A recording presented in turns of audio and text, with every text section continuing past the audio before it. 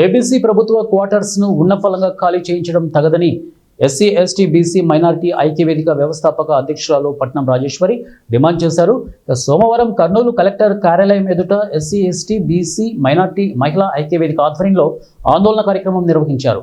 ఈ సందర్భంగా పట్నం రాజేశ్వరి మాట్లాడుతూ కర్నూలు నగరంలోని ఏబీసీ ప్రభుత్వ క్వార్టర్స్ లో పేదలను ఖాళీ చేయించడం అన్యాయమని తీవ్రంగా ఆవేదన వ్యక్తం చేశారు.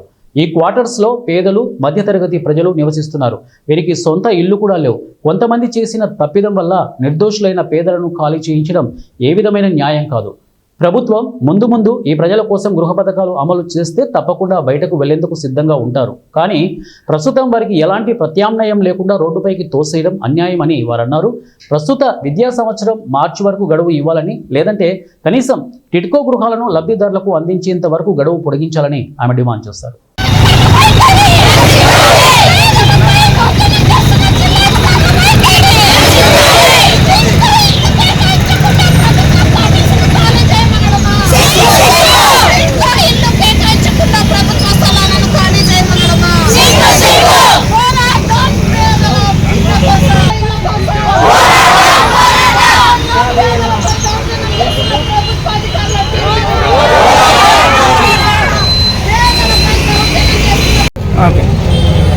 స్థానిక కర్నూలు టౌన్లో ఏ క్యాంపు, బి క్యాంపు, సి క్యాంపులలో ఉన్నటువంటి ప్రభుత్వ క్వార్టర్స్ను ఖాళీ చేయమని జిల్లా కలెక్టర్ గారు ఉత్తర్వులు ఇచ్చారు.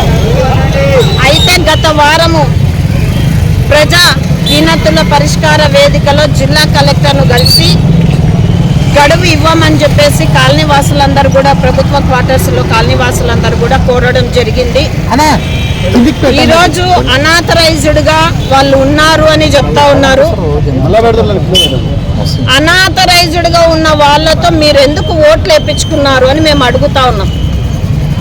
ఈరోజు అనఫిషియల్ వాళ్ళు ప్రభుత్వ క్వార్టర్స్ లో ఉన్నారు అంటే దాదాపు 30 ఏళ్ల నుంచి వాళ్ళు అక్కడ ఉన్నారు. R&B డిపార్ట్మెంట్ నిద్రపోతుందా అని అడుగుతా ఉన్నాం. మేమైతే దౌర్జన్యంగా తాళాలు బగలగొట్టి, వాకిళ్ళు బలగొట్టి R&B క్వార్టర్స్ లో చేరాల. అవి పురాతనమైనటువంటి వాకిళ్ళు లేకుండా కనీసం దాంట్లో పందులు అటువంటివి కూడా జీవనం చేయనటువంటి క్వార్టర్స్ లో పేదలు ఇంటిపాడిగా కట్టుకోలేక దాంట్లోకి వెళ్ళి చిన్న చిన్న మరమ్మతులు చేసుకొని ఈరోజు జీవనం చేస్తూ ఉన్నారు.